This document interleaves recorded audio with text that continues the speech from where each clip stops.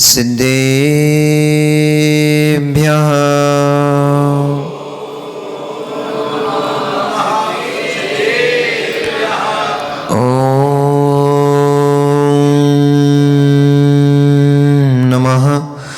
सिद्धेभ्यः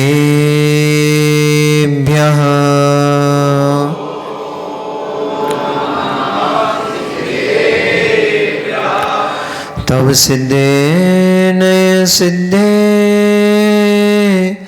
संयम सिद्धे चरित्र सिद्धया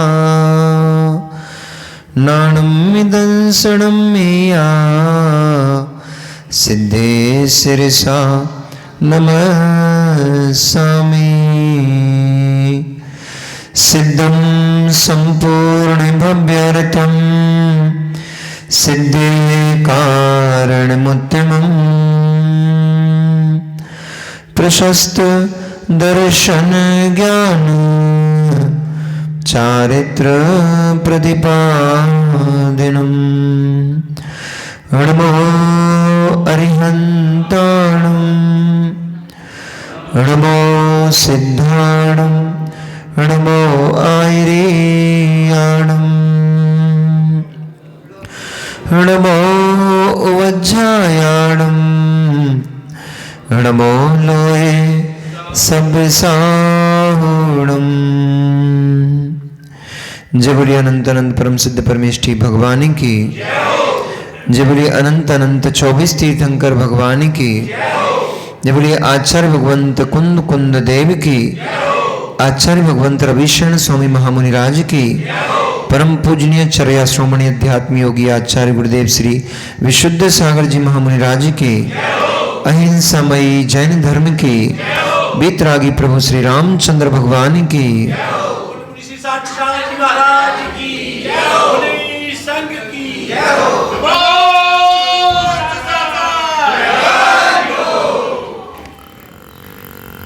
मनुष्यों, वर्तमान शासन नायक भगवान वर्धमान स्वामी के शासन काल में हम सभी भव्य जीव यहाँ विराजते हैं।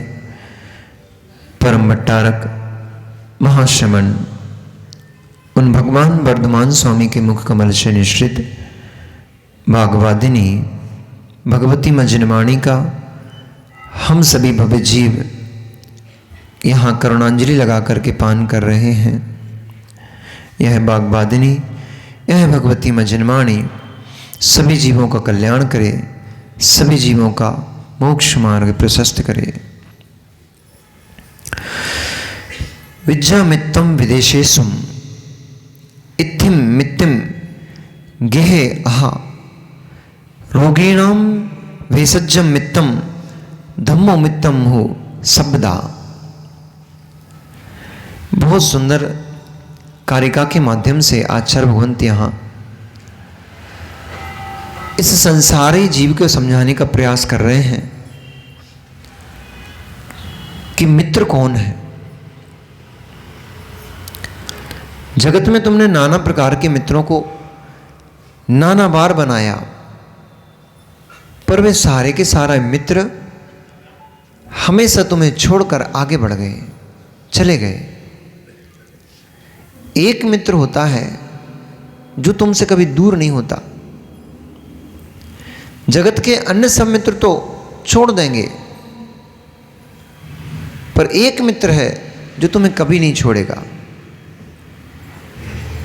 आचार्य भगवंत ने यहां कहा विद्यामित्तम विदेशेषुम। विदेश गए व्यक्ति को विद्या मित्र के समान होती है। विदेश में आपका कौन है परिचित? आपका कोई परिचित नहीं होता, परंतु आपके पास कोई विद्या है तो सैकड़ों हजारों लोग आपके परिचित हो जाएंगे, आपके मित्र हो जाएंगे। विद्या है तुम्हारे पास मां, यदि आपके पास विद्या है, पाक कला ये भी विद्या है। यदि आपके पास पाक कला है, आप कहीं मत जाओ, घर में बैठे बैठे भी आप यश को प्राप्त करोगे। आपके घर में मेहमान आएगा, आप उसको सुंदर पकवान, सुंदर भोजन बना के करा दोगे, वो उंगलियां चाटते हुए भोजन करेगा और घर जाके 25 लोगों को बताएगा कि भैया भैया। अब साहुला जी से तो बोल नहीं सकते, इनने सिद्ध कर चुका है, ये तो इनने तो बता ही दिया है कि इनकी देवी सही नहीं बनाती है, प्रवीण भैया की देवी अच्छा बनाती है। नहीं, वैसे तो सब देवी अच्छी बनाती हैं, देखो हम किसी की बुराई थोड़ी करेंगे। नहीं तो कहोगे महाराज जी ठीक है, तो फिर प्रवीण भैया के चौके में भोजन करने जाना, हम नहीं बुला रहे, फिर क्यों, हम अच्छा नहीं बनाते? नहीं, आप लोग सब अच्छा बनाते हो। माँ के हाथ का बनाया हुआ भोजन तो अमृतभूत होता है, और फिर माँ रुच रुच के बनाए तो फिर उसमें जैसे आचार्य देव गुरुदेव बोलते हैं कि एक तो श्याम गऊ की खीर बनाई, गऊ की नहीं, श्याम गऊ के दूध की खीर बनाई। अरे भैया पंचम काल के जीव हैं, कुछ का कुछ समझ लेते हैं। तो श्याम गऊ के दूध से और साली धान के चावल की खीर बनाई, उसमें थोड़ा सा कपूर का बघार और लगा दिया। हंस रहे हो? आपने कभी खाया ही नहीं है, आपने कभी खीर ही नहीं खाई है। इतना नहीं पटकना पड़ता, कड़वा हो जाएगा। इतना सा एक दाने के बराबर, गेहूं के एक दाने के बराबर इतना सा कपूर का छौंक लगाया जाता है, तो खीर स्वादिष्ट हो जाती है, सुगंधमय हो जाती है। सावला जी तुमने खाया क्या अभी? यही तो कह रहे हैं तुम्हारी देवी को बनाना नहीं आता अभी। वैसे ईमानदारी वाली बात पता है। अब देखो जनवाणी की गद्दी पे बैठे, वो छौंक वाली खीर तो हमने भी कभी नहीं खाई, क्योंकि वो कपूर का बघार हमारे यहाँ भी कभी नहीं लगता था, और ये माताओं ने कभी लगा खिलाई भी नहीं। आचार्य श्री ऐसा बोलते हैं, उनने खाई है। तो आचार्य श्री बोलते हैं कि वो जो कपूर के जरा सा छौंक लगता है, उससे कपूर का जरा सा छौंक लगता है, उससे खीर का स्वाद कई गुना बढ़ जाता है। ऐसे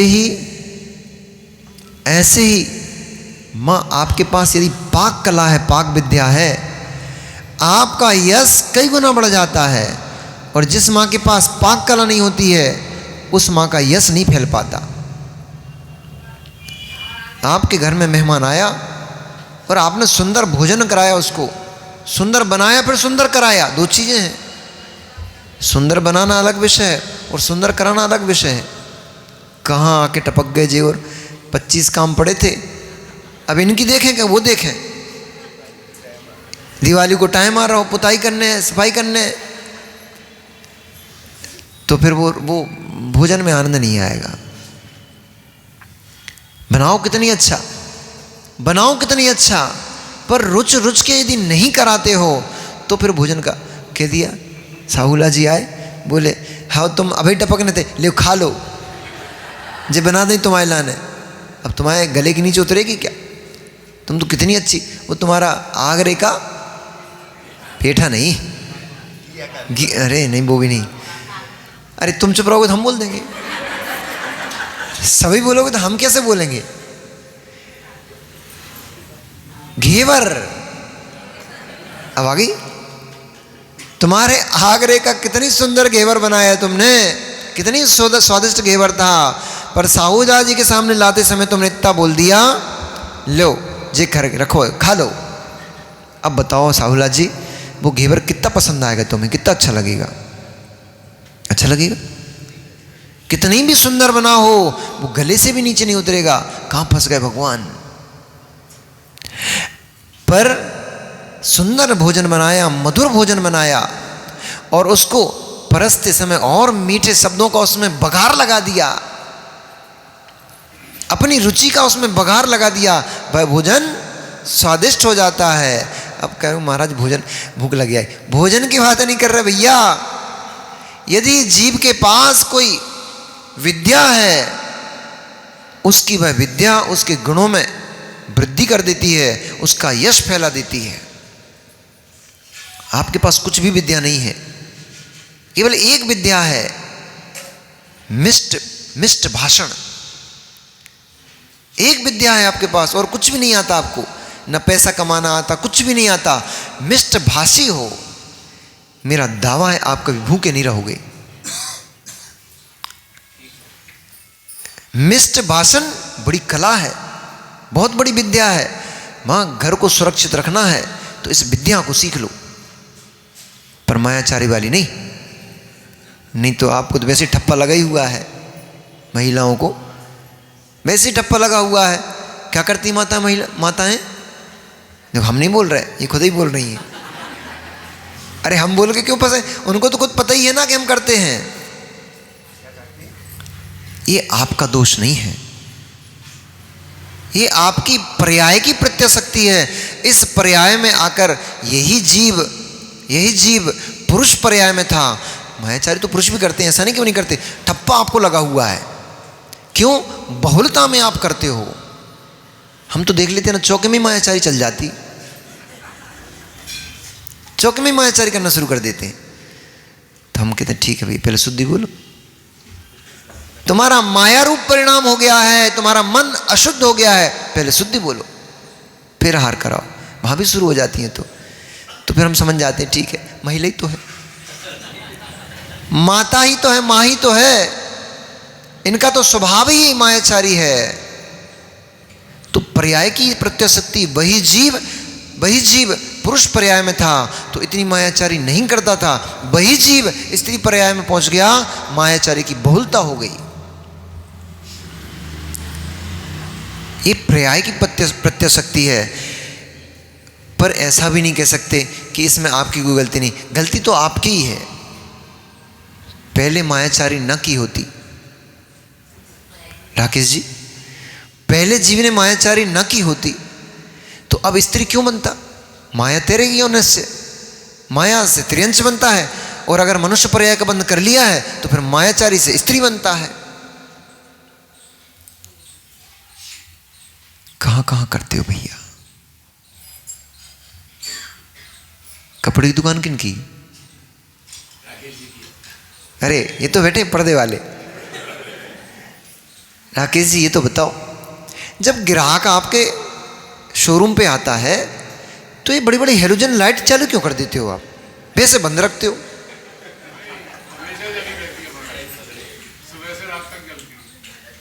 बड़े आदमी हो तो फिर ग्राहक आते रहते होंगे, खाली नहीं रहती होगी दुकान। हाँ, रहस्य में पता है, 24 दिन मतलब जब से शटर ओपन होती है, शटर ढलती है, तब तक यदि हेलोजन लाइट जलती रहती है, इसका मतलब आपके दुकान में, आपके शोरूम में ग्राहकों का आना जाना बंद नहीं होता, पक्का। क्योंकि समझदार बनिया है, समझदार व्यापारी कभी घाटा थोड़ी खाता है। तो 1 घंटे व्यर्थ में यदि ये लाइट जलेगी, हेलोजन जलेगी, तो बिल नहीं आएगा क्या? वो कौन भरेगा? इसलिए बंद रखता है। और जैसे ही ग्राहक सीढ़ी चढ़ता है तुरंत लाइट चालू कर देता है। क्यों? वैसे कम रोशनी में भी कपड़ा तो दिख ही रहा था उसको, ये अलग से लाइट क्यों चालू की? अच्छा, ये प्रवीण भैया बैठे हैं, ये तो शोरूम वाले ना, वो ये चांदी वांदी वाले हैं। ये चांदी की सोने की दुकानों में ये लोग भी तो ऐसा करते हैं, ये छोटी छोटी सी लाइट लगा कर रखते हैं वहाँ ऊपर, उसके ऊपर ही लगा कर रखते हैं। और ऐसा क्यों करते हैं ये लोग? जो वस्तु जैसी है उससे अत्यधिक अच्छी दिखने लग जाए, उससे ज़्यादा चमकदार दिखने लग जाए और ज़्यादा महंगी दिखने लग जाए, प्रकाश हेलोजन लाइट आदि का प्रकाश दे करके उसमें चमक उत्पन्न कर देते हैं। उससे और तो क्या, ये हमारे बैठे ना, ये रजत बैठा है, बेरिंग को वो तेल वेल डाल डूल के साफ करता है, बढ़िया चमका देता है उसको, वो पैक कर दिया ऊपर से, और बढ़िया नया बेरिंग है, नया बेरिंग है। ये तार वाला बेरिंग वाला है, ये तार वाले, ये तो बेरिंग वाले कहाँ गए? वो रिंकू भाई, विवेक भैया बैठे ना बेरिंग वाले। हाँ, तो उसको चमचा का पुराना चमका के बेरिंग नया करा के और सामने रख दिया, बोले नया है भैया, नया है, एकदम ओरिजिनल है। ये भी तो छल है, इसे आप छल नहीं मानते क्या?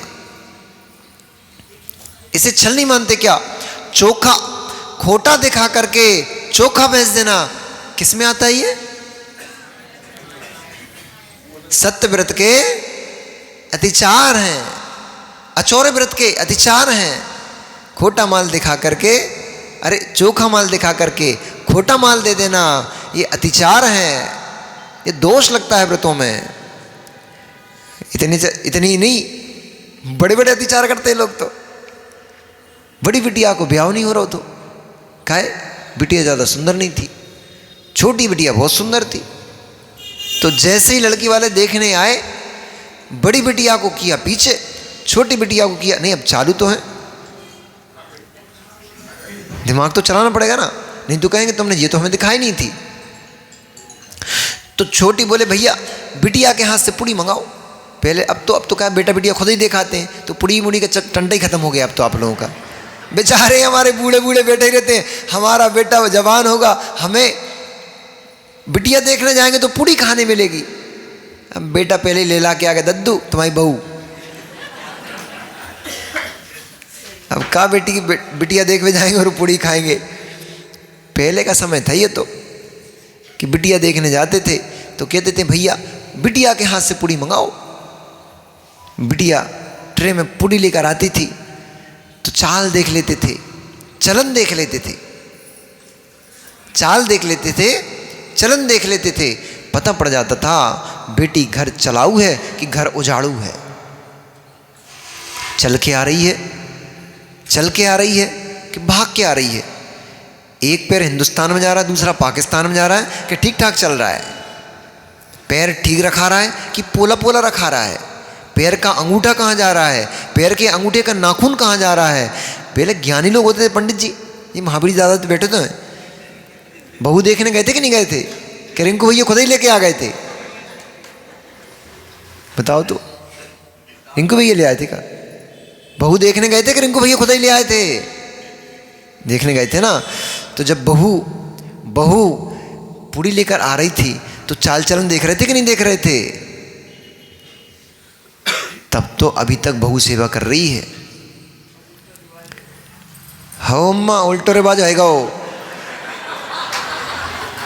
उल्टो रिवाज आएगा।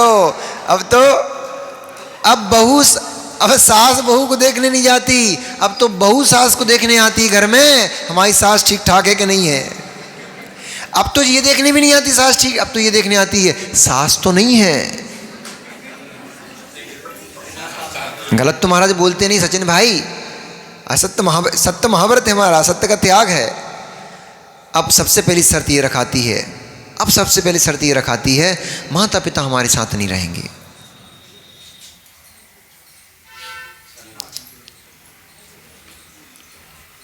आप ही लोग तो करते हो, कह रहे सही है।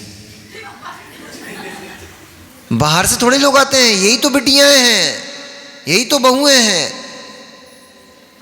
सबसे पहली डिमांड होती है, कहा बिटिया बहुत पड़ गई है ना, इतनी ज़्यादा पड़ गई है बिटिया, इतनी ज़्यादा पड़ चुकी है, अब इतनी ज़्यादा पड़ गई। बोले बेटा पड़ गो बाप से लड़ गो, और बिटिया पड़ गई घर से कड़ गई। बुंदेलखंडी कहावत है, बेटा पड़ गो बाप से लड़ गो और बिटिया पड़ गई घर से कड़ गई। कड़ गई मतलब फिर तुम सोचते ही रह जाओ बिटिया बड़ी हो रही है, बिटिया बड़ी हो रही है, हमें ब्याह करने हैं। बिटिया तो कर चुकी ब्याह, बुलाओ तो नहीं तुम्हें। 6 महीने बाद तुम्हें पता लगा हाँ बिटिया तो शादीशुदा हो गई है, पता नहीं लग पाया। बेटा पड़ गो बाप से लड़ गो और बिटिया पड़ गई घर से कड़ गई। भैया पढ़ाओ लिखाओ तो, पढ़ाओ लिखाओ तो उतनी पढ़ाओ और वैसे पढ़ाओ ताकि बिटिया घर में बची रहे, नहीं तो लाले पड़ जाएंगे आपके घरों में। राकेश भैया, राकेश जी, लाले पड़ जाएंगे आपके घरों में मुनिराज को आहार देने वालों के।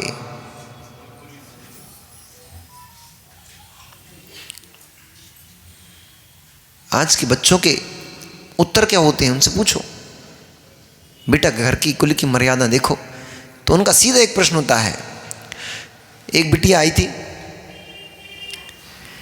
प्रेम प्रसंग में पड़ी। पिता बेचारा हैरान परेशान रो रहा, माँ बेचारी आंसू बहा रही रो रही।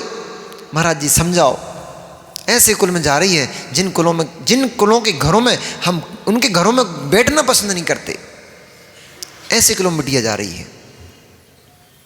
हमने बिटिया से पूछा, हमने कहा बहन एक बात तो बताओ, क्या तुम्हें माता पिता की बिल्कुल भी चिंता नहीं है? तो बेटी बोली, ये हमारी कहाँ चिंता कर रहे हैं, इनको मेरी भावनाओं की कहाँ फिक्र है। मैं उससे प्रेम करती हूँ। कितने साल हो गए? 3 साल हो गए, 3 साल से मैं उसके साथ हूँ। तो मैंने कहा बेटी तेरी उम्र क्या हो गई? 24 साल हो गई महाराज जी। 3 साल के तेरे प्रेम ने 24 साल के प्रेम को भुला दिया। तू भूल गई कि 24 साल तू इनके साथ थी, उसके साथ तो तू 3 साल से है। और 24 साल से तेरे घर में कितने लोग थे, वो अकेला है। तू इतने लोगों को तिलांजलि देकर के एक के पीछे जा रही है। तो बोले दोष क्या है इसमें? मैंने कहा दोष सबसे बड़ा कुल की प्रत्याशक्ति का है। बेटी तू जिस कुल में रहती है वहां पानी छान के पिया जाता है, वहां जीवों को बचा बचा के चला जाता है, वहां अभक्ष पदार्थ सेवन नहीं किए जाते, वहां फलों को भी पौल करके और प्राशुक करके खाया जाता है। तू जहां जा रही है वहां जीवों को मार डाला जाता है, मार दिया जाता है। वो तेरे योग्य नहीं है। तो बच्ची के शब्द क्या थे वो बता रहा हूं मैं आपको। बच्ची के शब्द थे, उसका भी खून लाल है, हमारा भी खून लाल है। तो मैंने बोला बेटा बहुत सही बोल रही तू, खून तो तेरे बाप का भी लाल है। फिर मैंने सीधी सीधी भाषा में बोली कि खून तो तेरे बाप का भी लाल है, तो बाप से शादी कर लेगी क्या? खून तो कुत्ते का भी लाल होता है, तो कुत्ते से शादी कर लेगी क्या?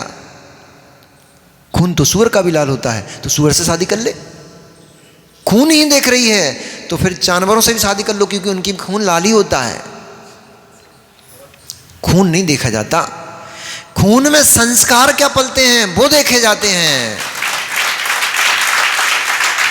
खून लाल देखकर मत भागो, खून लाल देखकर मत भागो, खून तो काला भी पड़ जाता है।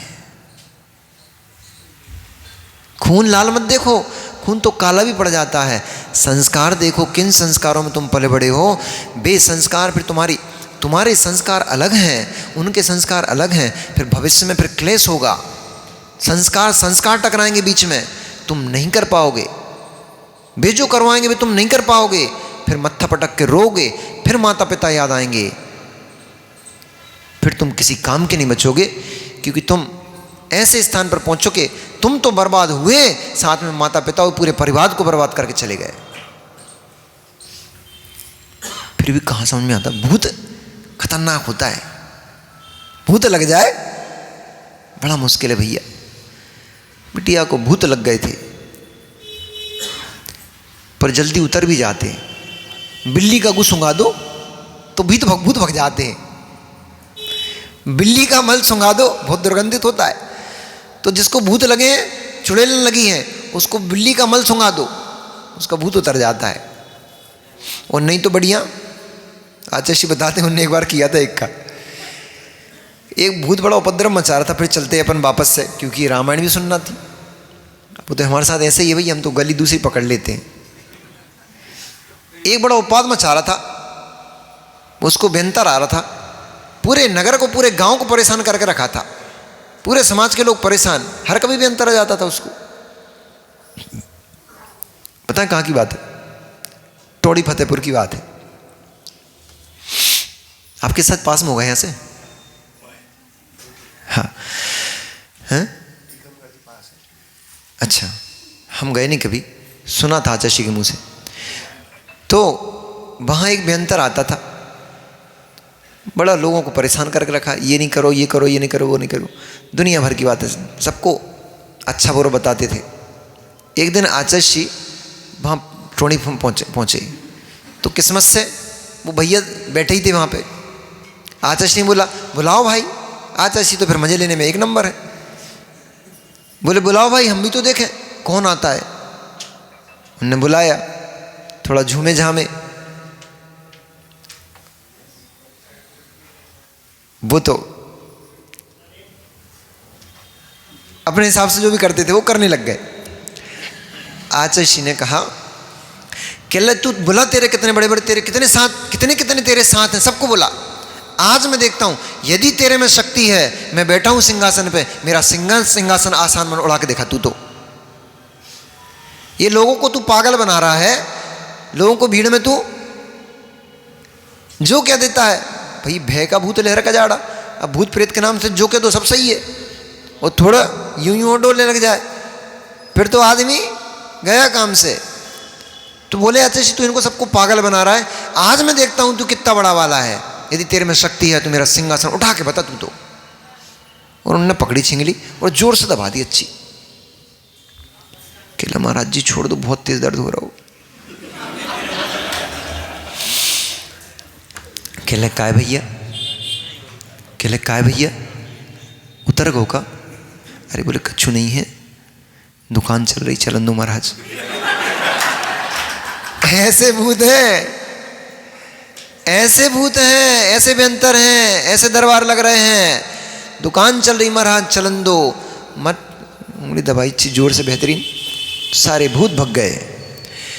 तो भयभीत मत हो, भयभीत मत हो। भूत भूत इतने फालतू नहीं बैठे, फालतू ऐसे आदमी और औरतों को परेशान करते फिरें। अरे उनके पास वैभव होता है, उनके पास यश होता है, उनके पास मान सम्मान होता है, उनके पास बहुत सारा संपत्ति होती है, उसको भोगते हैं। वो बहुत सारी देवियां होती हैं, उनके साथ भोगते हैं। वो कहाँ इधर गली कुचुम तुम्हारे पास घूमेंगे फालतू।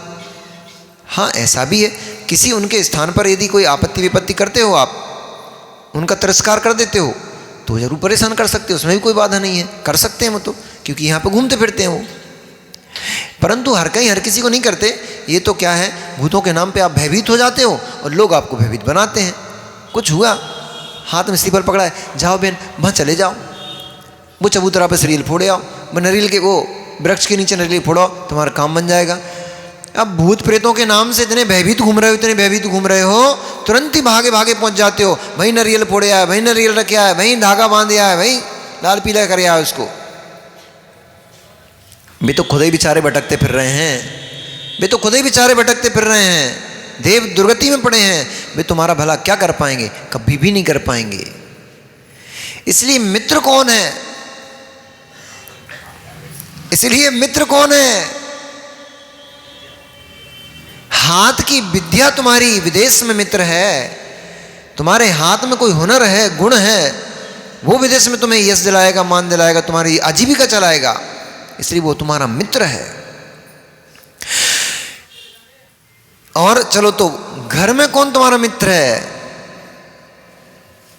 ए सचिन भैया, घर में कौन मित्र है? घर में तुम्हारी पत्नी तुम्हारी मित्र है। ऐसा हम नहीं कह रहे, आचार्य भगवंत लिख रहा है, इत्थि मित्तम गेहे तहा, स्त्री ही गृह में मित्र है। और चलो रोगीणाम भेषजम मित्तम, रोगी के लिए औषधि मित्र है, क्योंकि वो उसके कष्टों को हरती है। पत्नी तो भैया वही है, अब अपनी देख लेना अपने आप को, ऐसी हो का दूसरे टाइप की तो नहीं हो। पत्नी तो वही है जो पति के ऊपर यदि कोई विपत्ति आती है तो वैसे तो ऐसा नहीं बोले 6 फेरों में पति पीछे रहते हैं और पत्नी आगे रहती है ना, ऐसा ही रहता है। और 7वें फेरे में पति आगे पत्नी पीछे, ऐसा ही रहता है क्या? पंडित जी आप बैठे तो बताओ, 6 फेरों में पति आगे पत्नी पीछे, ऐसी रहती क्या? 6 फेरों में, हाँ 6 फेरों में पत्नी आगे। अब देखो आप लोगों को ब्याह होगा, हमारा तो भय नहीं है, तो आप लोग ये पंडित जी कराने वाले बैठे हैं और आप लोग फिर भैया सचिन भाई 6 फेरों में, अब हम ही बता दे रहे, तुम्हें कच्छू पता नहीं है, करके तो आ गई लेकिन पता नहीं उंगली नहीं क्या कर रही थी, पता ही नहीं, हम बता दे रहे। 6 फेरों में पति आगे रहता है, पत्नी आगे रहती है, वो पति पीछे रहता है। और 7वें फेरे में पति को आगे कर देती, मालूम क्यों? इसलिए कर देती है, समझ में आ गई? अरे डब्बू भैया समझ में आ गई, फिर भी वहीं बैठे हो, फिर भी वहीं जाओ। अभी देखो मोटर गाड़ी उठा के फर्र से वहीं पहुंचोगे। कहाँ समझ में आ रही फिर भी? इसलिए रहती है कि 6वें नरक तक तो हम तुम्हारा साथ दे रहे थे, अब 7वें नरक में तुम जाओ, हमें नहीं जाना तुम्हारे साथ। तुम पाप करो, तुम पाप करो, तुम लड़ो, तुम झगड़ो, सब तुम करो, पाप का बंध तुम करो, हम तुम्हारे साथ नहीं है। साथ छोड़ दिया। 6 में आगे आगे चल रही थी, अब जब मुसीबत की घड़ी आई तो तुम्हें धक्का दे के आगे कर दिया, बेटा तू आ गया, झेल अपने ऊपर। ये थोड़ी सच्ची पत्नी का कर्तव्य है। सच्ची पत्नी कौन होती है? पति के ऊपर विपत्ति आए, पत्नी सबसे पहले आगे आगे खड़ी हो जाती है। उसका नाम पत्नी, वही सच्चा मित्र होती है। मित्र पेंदी, लोटे की पेंदी के समान होता है, ऊपर रखे ढक्कन के समान नहीं होता कि भाप बनी, ढक्कन महाराज नीचे पड़े हैं। अग्नि जब भी पड़ेगी सबसे पहले कहां पे लगती है? नीचे की पेंदी पे, तली पे। तो पत्नी तली के समान होती है, पति के ऊपर आने वाली विपत्ति को सबसे पहले सामने खड़ी होकर के अपने ऊपर झेलती है। इसका नाम पत्नी मित्र है। और धक्का देके तुम्हें आगे कर दा, जाओ, तुमने पाप करे, हमने कौन करे? तुम कमाते थे, तुम झूठ बोलते थे, हमने कही थी कि तुम झूठ बोलो, अब जाओ आगे लो, भुगतो इसको, तुम्हें आगे खड़ा कर दिया। ये मित्र नहीं, ये तो शत्रु है कि जब भोगने का समय था तब तुम्हें पकड़ के रखी थी, जब संपत्ति हड़पने का समय था तब तुम्हें पकड़ के रखी थी, और जैसे ही कर्म का फल भोगने का समय आया तुम्हें आगे कर दिया, जाओ भैया तुम भोगो, हम तुम्हारे साथ नहीं जा पाएंगे। विवेक भैया सच है कि गलत है?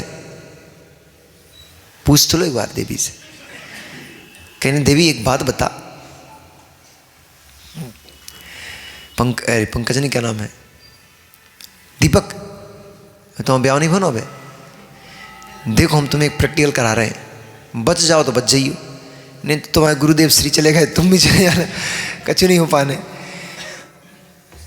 दीपक क्या नाम है, विवेक भैया, देवी से पूछ तो लो कि परिवार चलाने के लिए मैं इतना सारा पाप करता हूँ, दुकान चलाता हूँ, यहाँ से वहाँ भागता हूँ, इतनी हिंसा करता हूँ, इतना झूठ बोलता हूँ, इतने प्रकार से मैं पाप कर्म का बंध करता हूँ तुम लोगों को चलाने के लिए, तो इससे जो मुझे पाप का बंध होगा और मैं यदि दुर्गति का भाजक बनता हूँ तो तुम मेरे साथ चलोगे क्या? पूछ तो लो सबके सामने, इन सबको क्लियर हो जाएगा, अब इनको पता नहीं है। अरे क्या शर्म करना, सबकी ये कई हालत है भैया।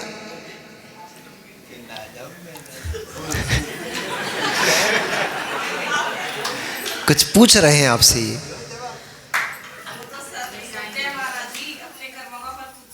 देख लो भैया, देख लो भैया, ये तो सत्य है महाराज जी। अपने अपने अपने अपने अब अपने अपने हो गए। अभी हमारे हमारे कह रही थी, ये विवेक जी हमारे हैं, इनकी संपत्ति हमारी है, इनका धन हमारा, इनकी दुकान हमारी, घर हमारा, क्योंकि ये विवेक जी का है, विवेक जी हमारे, इनका सब कुछ हमारा है। अब कह रही अपने अपने सबको मिलते हैं। ज्ञानी है ना, ज्ञानी है ना, तो ज्ञान की भाषा में कहा उन्होंने, वैसे सीधे सीधे बोल दो कि नहीं जा पाएंगे। हो गया निर्णय, टब्बू भैया हो गया निर्णय, फिर भी वहीं खड़े मिलोगे, फिर भी वहीं खड़े मिलोगे। अब और क्या चाहते हो? ए सनी भैया, इतना तो स्पष्ट हो गया, इतना तो स्पष्ट हो गया, देवी स्पष्ट कह रही है कि तुमने जो पाप किया है उसका फल तुम्हें ही भोगना पड़ेगा, भले ही तुमने मेरे निमित्त से किया हो, परिवार के निमित्त से किया हो, परंतु जो तुम पाप कर रहे हो उसका फल मैं नहीं भोगूंगी, उसका फल तुम्हें ही भोगना पड़ेगा। फिर भी हम कैसे मूर्ख हैं, हम कैसे पागल हैं, इन पत्नी, इन बच्चों, इन घर, इन परिवारों के लिए पाप पर पाप करते चले जाते हैं, इनके लिए ना जाने कितने कितने कर्मों का बंद करके चले जाते हैं। ये तो अपनी गति पकड़ लेते हैं, ये तो अपनी गति पकड़ लेते हैं, हम दुर्गति में चले जाते हैं। श्री रामचंद्र जी से श्री रामचंद्र जी जब मुनिराज होकर के वन में तप कर रहे थे, तब सीता का जीव 16वें स्वर्ग में प्रतिइंद्र हो गया, इंद्र बन गया, पुरुष पर्याय को प्राप्त कर लिया। जब उसने देखा कि पूर्व पर्याय में बलभद्र राम मेरे पति थे, हम दोनों के बीच में अनन्य प्रेम था, हम ऐसे मधुर संभाषण किया करते थे, हम ऐसे मधुर जीवन को जिया करते थे, ऐसी उसने जब बहुत सारी बातें अपने अवधि ज्ञान से जानी तो उसके मन में राग उत्पन्न हो गया। और उसके मन में क्या आया, यद्यपि अवधि ज्ञान का धारी था, यही तो समस्या है, सब जानते हुए भी हम वही करते हैं, वही करते हैं। उसको अवधि ज्ञान से ये बात मालूम थी, इनको मोक्ष होने वाला है।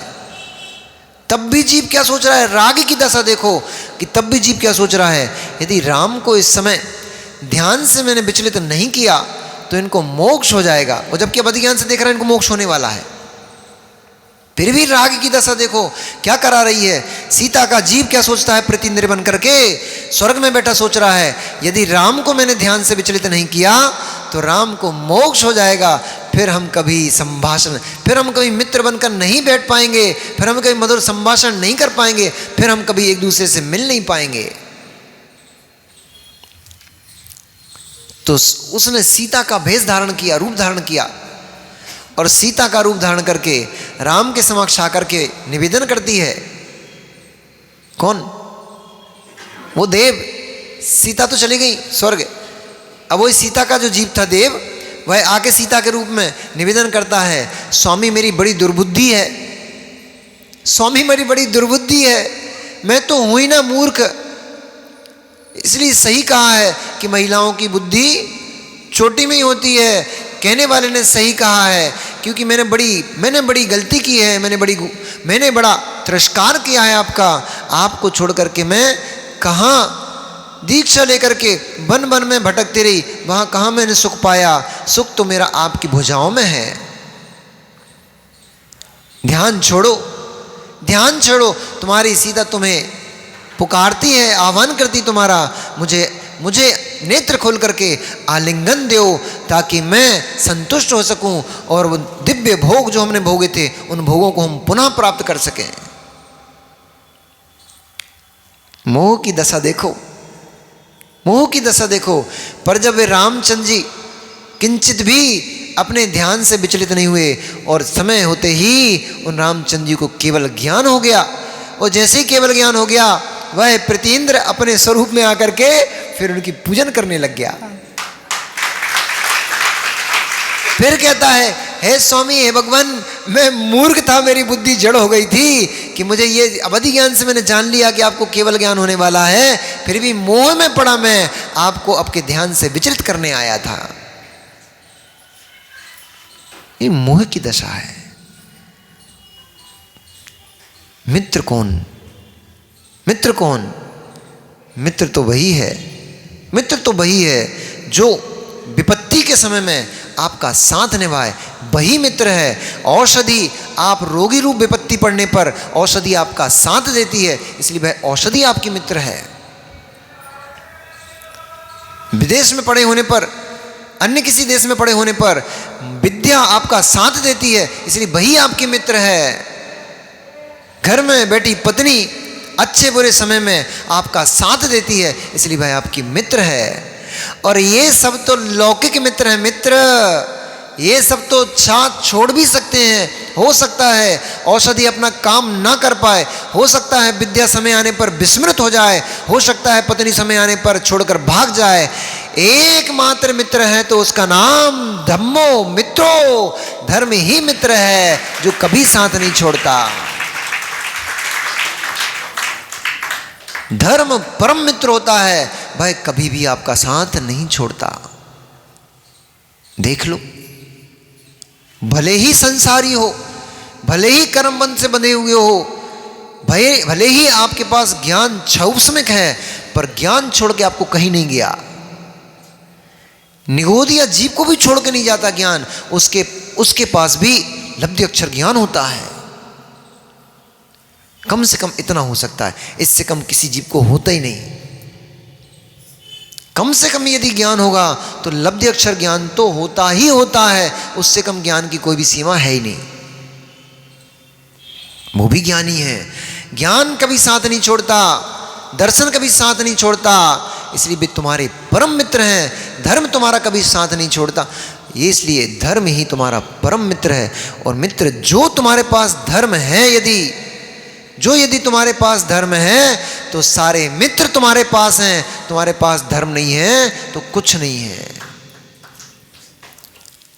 और बड़ी विडंबना तो यह है, बड़ी विडंबना तो यह है, तुम पत्नी के पीछे भागते हो, तुम धन के पीछे भागते हो, तुम संपत्ति के पीछे भागते हो, धर्म को छोड़ के भागते हो। ऐसा नहीं है क्या? ऐसा नहीं है क्या पंडित जी? ऐसा नहीं है क्या? तभी तो बोल रहे नहीं, बोल क्यों रहे? हम तो वैसे मिस्टर प्रैक्टिकल हैं। अरे पंडित जी, व्यवहार में नहीं, निश्चय में भी यही चल रहा है। क्योंकि जो निश्चय में होता है वह व्यवहार में झलकता है। भीतर में धर्म होगा तो बाहर में अभिषेक पूजन क्रियाएं आदि करते दिखेगा। भीतर में धर्म होगा माला फेरते दिखेगा। भीतर में धर्म होगा स्वाध्याय करते दिखेगा। भीतर में धर्म होगा तो मुनियों के पीछे पीछे भागते दिखेगा। भीतर में धर्म होगा वैया वृत्ति करते मिलेगा, चर्या कराते मिलेगा, विहार आहार आदि आदि सब क्रिया कराते मिलेगा। भीतर में धर्म होगा तो सपनों में भी ऐसा ही महसूस हो जाता है। भीतर का धर्म बाहर में झलकता है। ऐसा तो हो ही नहीं सकता कि भीतर में धर्म, ये तो बेचारे दरिद्री, बेचारे भावों से हीन दरिद्री ऐसे जीवों के कथन हैं जो स्वयं संसार में भटकना चाहते हैं और दूसरों को संसार में भटकना चाहते हैं। वे लोग कहते हैं हमारे अंदर धर्म है, दिखता क्यों नहीं है? मटके में भीतर पानी भरा है तो ऊपर से आदर दिखता है। अखिलेश भैया सही है कि नहीं? अब आप तो कभी हो तो आपको तो सब पता है बातें। मटके में भीतर पानी भरा होता है तो बाहर में भी आर्द्रता झलकती है, और मटके में पानी नहीं होता तुम चिल्लाते रहो हम तो भरे हैं, हम तो भरे हैं, ऊपर से रूखापन दिख जाता है। ऊपर से रूखे दिख रहे हो, इसका मतलब है अंदर से रूखे पड़े हो।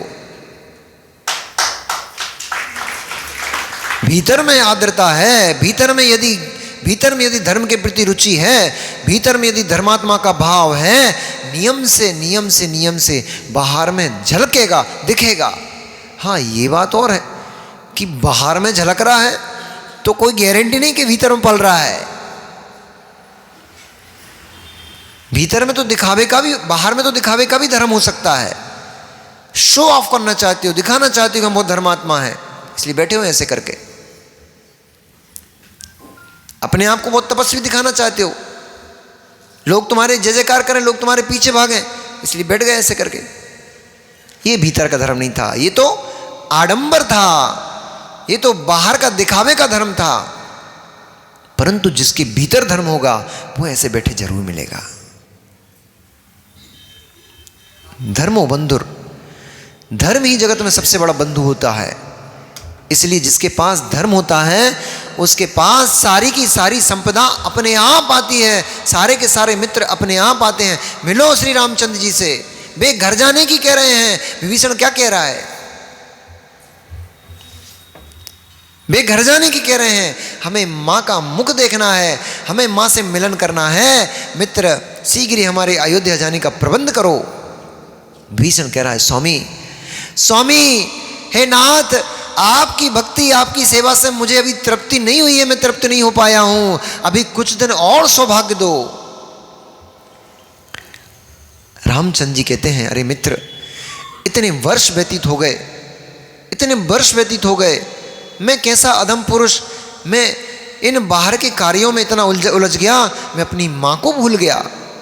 उस मां को मैं वचन देकर आया था कि जब स्थिर हो जाऊंगा तो मैं आपको लेने अवश्य आऊंगा। अब जो वैदिक रामायण में और जैन रामायण में थोड़ा भेद मिलेगा आपको। वैदिक रामायण में उन्होंने कहा कि राम को 14 वर्ष का वनवास मिला था, लेकिन कैकेयी ने 14 वर्ष का वनवास कभी नहीं मांगा था। उन्होंने मात्र भरत का राज्य मांगा था, परंतु राम के रहते भरत का राज्य हो नहीं सकता था। इसलिए राम स्वयं अपनी इच्छा से निकल गए थे और वनों में घूमते हुए इतना समय व्यतीत हो गया। राम जब तक राजा भरत है तब तक तो अयोध्या वापस पहुंचेंगे नहीं। इसलिए वो वन में ही उनका निवास स्थान उन्होंने बना लिया। परंतु ये समय लगभग 14 वर्ष का समय हो गया था। ये सब चलते चलते 14 वर्ष का 6 वर्ष तो उनको लंका में रहते हो गए। 6 वर्ष से तो अभी लंका में रह रहे हैं। वो नारद के अलग थे वो। तो 6 वर्ष से तो लंका नगरी में अभी निवास कर रहे हैं। इस प्रकार से उनके लगभग 14 दिन शेष, 16 दिन शेष रह गए थे। तो नियोग ऐसा बना, उसने कहा कि स्वामी, यदि आप जाना ही चाहते हो, माँ से मिलने का आपका मानस है, तो मैं आपको रोकूंगा नहीं, क्योंकि माँ से बच्चे का बिछोह कराने में महापाप लगेगा मुझे। आप ऐसा सोचते हो? आप ऐसा सोचते हो? नहीं, आप लोगों से नहीं कह रहे, मतलब जो लोग माँ से बेटों की बुराई करती, माँ से नहीं, बेटों से माँ की बुराई करती हैं कि तुम तो चले जाते हो, मम्मी ऐसा करती हैं, तुम तो चले जाते हो, माँ ये बोलती है। शाम को आके बेचारे की कान भर के ठूस ठूस के इतनी बार बातें सुनाई, उस जिगर के टुकड़े के अंदर भी तुमने द्वेष उत्पन्न कर दिया माँ के प्रति। पाप का बंधन नहीं होगा माँ? पाप का बंधन नहीं होगा? जैसे चूहे को पिंजरे से निकालने से, जैसे चूहे को पिंजरा लगा करके बिल से बाहर फेंकने से माँ और बेटे बेटी का बिछोह हो जाता है, वियोग हो जाता है, उस पाप का बंध ये होता है कि आपको या तो निसंतान होना पड़ता है, या फिर संतान हो जाए तो असमय में मृत्यु को प्राप्त होती है, अथवा गर्भ में ही मृत्यु को प्राप्त हो जाती है। तो फिर जिस माँ से उसके बेटे का बिछोह कराती हो, आपको वही पाप का बंध होगा जो चूहे से उसकी माँ का बिछोह कराने का पाप होता है। वो भी तो माँ का बेटा है, वो माँ का बेटा नहीं है क्या? क्या जैसे चूहे अपने बच्चे के लिए तड़पती है, चुईया, घूस नहीं, घूस अलग होती, सिरेट सिरेट मतलब चुईया। तो जैसे चुईया अपने बच्चे के लिए तड़पती है, वैसे क्या वो माँ अपने बेटे के लिए नहीं तड़पती क्या? कि हाय बहू, मैं तो तुझे इसलिए लेकर आई थी, हाय बहू, मैं तो तुझे इसलिए लेकर आई थी कि तू बुढ़ापे में मेरी सेवा करेगी, मेरे बेटे का ध्यान रखेगी। मुझे क्या पता था, मुझे अभागिन को नहीं पता था कि तू तो मेरे बेटे को मुझसे छीन ही लेगी, नहीं तो कभी तेरा विवाह नहीं करती इसके साथ। करना मत माँ, करना मत। माँ को उसके बेटे से जुदा मत करना, बहुत पाप का बंध होगा। फिर नियम से या तो बच्चों का बिछोह हो जाएगा आपसे, या जो हो रहा है वर्तमान में जो देखने मिल रहा है ना कि माता पिता रोते रह जाते हैं, बच्चे बच्ची, या तो वो देखने को मिलेगा। बच्चे रुलाएंगे जरूर। यदि माँ के बच्चे के लिए यदि माँ रोई है तुम्हारे कारण से, तो तुम भी अपने बच्चे के निमित्त से एक ना एक दिन आंसू बहाती जरूर मिलोगी। इसलिए उसकी संपत्ति को उसके पास रहने दो, क्योंकि पहली संपत्ति उसकी है। आप अर्धांगिनी भले ही होके आ गए हो, पहली संपत्ति तो तुम्हारा पति उसकी माँ का है। उसने 9 महीने कोख में रखा है, उसको वर्षों से पाला पोसा, इतना बड़ा किया। तुमने क्या किया? फल पक चुका, खाने आ गए। अरे उस माली से तो पूछो, उसने वृक्ष में कैसे कैसे बाड़ लगा के रक्षा की थी, बकरियों से, भेड़ों से, जानवर खाना जाए, कैसे कैसे उस वृक्ष की रक्षा की थी। तुमने तो फल देखे और फल तोड़ने आ गए।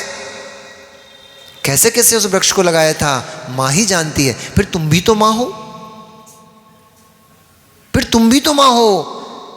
तुम यदि किसी का वृक्ष उजाड़ोगी तो तुम्हारा वृक्ष उजाड़ने वाला भी खड़ा होगा। मित्र हो, मित्र बनो, शत्रु मत बनो। मित्र हो, आचार्य ने तुम्हें मित्र लिखा है, तो मित्र बनो, शत्रु मत बनो। ना घर की, ना परिवार की, ना ही अपने पति की। ओ भैया, तुम भी दूसरे की बिटिया लेकर आए हो, इतनी यातनाएं मत दो कि वो रस्सी और पंखे ढूंढने लग जाएं। तुम भी इतनी यातनाएं मत दो। तुम विवाह करके लाए हो, भगा के नहीं लाए हो। 7 फेरे और यंत्र आदि कलश आदि के समक्ष साक्षी भगवान को साक्षी रख करके तुमने पूरी समाज को साक्षी रख करके उसको पत्नी स्वीकार किया है। उसको पत्नी होने का अधिकार दो। जो सम्मान उसके योग्य है उसको वो सम्मान दो। तिरस्कार मत करो। वो भी भगवान आत्मा है, जीव द्रव्य है। उसका तिरस्कार करने से जीव द्रव्य का तिरस्कार होगा, और जीव द्रव्य का तिरस्कार तुम्हें नरक भेजेगा। इतने शांत घर में रहो तो तुम्हारा घर मंदिर बन जाए। मां कितने अच्छे से बैठी, कितने अच्छे से बैठी हो। इतने अच्छे से जीवन तुम्हारा घर में निकलने लग जाए, तुम्हारा घर मंदिर बन जाएगा। लोग अगरबत्ती और दीपक ले लेके आएंगे तुम्हारे घर की और तुम्हारी आरती उतारने के लिए। हमें मंदिर देखने की आवश्यकता नहीं है, तुम्हारा घर ही मंदिर है। देखो तो एक दिन ऐसा जी करके घर में, फिर देखो तुम्हारा पति लट्टू बन के तुम्हारे पीछे पीछे घूमेगा। इतनी शांत होकर के जीने लग जाओ, इतनी शांत होकर के जीने लग जाओ। तो भाई महाराज जी वो तो अभी भी घूमता रहता है। इतने शांत होकर जीने लग जाओ, तुम्हारा जीवन सुखी हो जाएगा। विभीषण ने कहा, स्वामी 16 दिन का समय दो। मैं जिस स्थान पर आप निवास करते हो, रहना चाहते हो, जाना चाहते हो, उस नगरी को मैं स्वर्ग सी सुंदर बनाना चाहता हूं, इसलिए 16 दिन का समय दो। उन्होंने कहा, तुमने इतनी सेवा की है तो तुम्हारा कहा कैसे टाल सकता हूं, इसलिए ठीक है, हम 16 दिन के बाद अयोध्या नगर के लिए प्रस्थान करेंगे। तब तक विभीषण की आज्ञा से बहुत सारे विद्याधर मनुष्य अयोध्या नगरी के लिए पहुंच गए, और जाकर के उन्होंने उस अयोध्या नगरी को सुंदर स्वर्ग की, सौधर्म इंद्र की नगरी के समान सजा करके सुंदर स्वर्ग की नगरी बना दिया। स्थान स्थान पर, मार्ग मार्ग पर चांदी की बर्ग चढ़ा दी। इतना संपत्ति लेके गए, इतनी संपत्ति लेके गए। लंका में कमी थोड़ी थी धन की। अब सोचो, जिसकी लंका ही पूरा जिसका नगर ही स्वर्ण का बना हो, भवन नहीं, तुम तो मंदिर को उत्तर लगा देते हो, कलश में चढ़ा देते हो, तो तुम्हें लगता है बहुत बड़ा काम किया हमने, कलश सोने का चढ़ा दिया। अरे उससे मिलो दशानंद से, जिसका नगर ही सोने का बसा था। इतनी संपत्ति, इतने रत्न लेके गए वो। उन्होंने उस अयोध्या को रत्नमय, स्वर्णमय कर दिया। जिस भवन में भरत निवास करते थे, यानी राम का जो भवन था, उस भवन के खम्भों को स्वर्णमय कर दिया, मणिमय कर दिया। उस भवन के फर्श को नील मणियों से सजा दिया, स्फटिक मणियों से सजा दिया। ऐसा सुंदर उस नगरी की रचना कर दी कि जैसे साक्षात रति का महल ही हो। ऐसे उस महल की रचना उन्होंने 16 दिन के अंदर अंदर पूरी नगरी का नक्शा बदल दिया। स्थान स्थान पर जो बापिकाएं थीं, उनके कोट, जो नगर के कोट थे, वे मणि में, रत्न में कर दिए। गोपुर द्वार बना दिए बहुत सारे, नवीन बहुत सारी बापिकाएं बना दी। आदि जितना वर्णन करोगे बहुत सारा है वो, तो जितना वर्णन करोगे उतना कम पड़ेगा। कम शब्दों में इतना कह सकते हैं कि वह महल नव वधू की समान अत्यंत सुंदरता को प्राप्त हो रहा था। इस प्रकार से जब 16 दिवस पूर्ण हुए, तब रामचंद्र जी पुष्पक विमान में बैठकर सीता, लक्ष्मण आदि बहुत सारे विद्याधर राजा और बहुत सारी राजाओं की महारानियाँ, क्योंकि पुष्पक विमान बहुत बड़ा था, नगर के समान था वो, तो सभी के सभी पुष्पक विमान में बैठकर और अयोध्या के लिए रवाना हुए। रास्ते में नवीन नवीन स्थान, कुछ पुराने स्थान जिन स्थानों से रामचंद्र जी और सीता चल कर आए थे, वो इस रमणीक स्थानों को देखते हुए उनको बड़ा संतोष हुआ और उन स्थानों का अवलोकन करते हुए वे झरोके में बैठे बैठे राम और सीता चले जा रहे थे। तो राम बताते थे, हे सीते देखो, हे सीते देखो, यह वही दंडक वन है जहाँ पर हमने 2 मुनिराजों को आहार दान दिया था। और देखो वह जो स्थान है, वह स्थान यहीं से दशानन ने तुम्हें चुराया था, तुम्हें यहीं से हरा था। देखो आज वह स्थान आज भी तुम्हारे लिए रोता है। आगे चले तो ये जो स्थान आया, ये दंडक वन का वह स्थान जहाँ हमने मुनिराजों को आहार दान दिया था।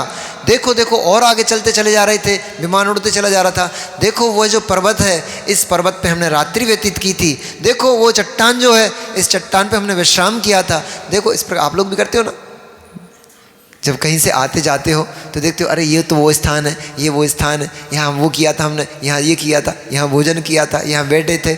ऐसे वो राम और सीता भी अवलोकन करते उसके चले जा रहे हैं। वंशधर पर्वत आया। देखो देखो सीता, वो वंशधर पर्वत जहाँ तुम भयभीत होकर के मुझसे लिपट गई थी। फिर हमने कुलभूषण देशभूषण मुनिराज का उपसर्ग दूर किया था। फिर यहाँ उनको केवल ज्ञान की उत्पत्ति हुई थी, पर यहीं हमने उनकी दिव्य पुष्प आदि से अर्चना की थी। याद आया तुम्हें? सीता ने कहा, सब याद है स्वामी, सब याद है। इस प्रकार से फिर आगे आगे चलते चले जा रहे थे। ये देखो बाल्य खिली की नगरी आ गई, जहाँ गुणमाला कल्याणमाला का लक्ष्मण से समागम हुआ था। लक्ष्मण तुम्हारे पास तुम्हारी देवरानी को लेकर आया था। याद आया वो स्थान? हाँ हाँ याद आया। ऐसे अनेक अनेक स्थानों को रामचंद्र जी याद दिलाते हुए चले जा रहे थे। और चलते चलते एक नगरी दिखाई पड़ी। सीता ने कहा, स्वामी हम जब निकले थे तो ये नगर तो मार्ग में नहीं पड़ा था, तो कहीं विमान अन्य दिशा की तरफ तो नहीं चला गया?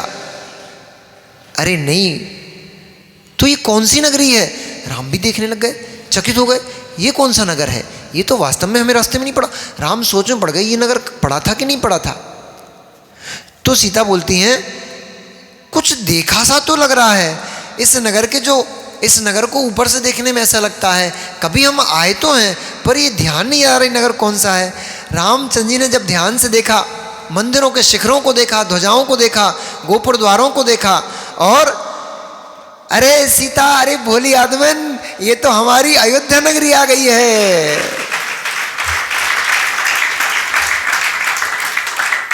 और जैसे ही अयोध्या नगरी में विमान ऊपर से नीचे उतारा, नीचे उतारते ही नमो वरियंताड़म, नमो सिद्धाड़म, नमो आयरियाड़म, नमो वज्जायाणम, नमो लोय सब साहूड़म।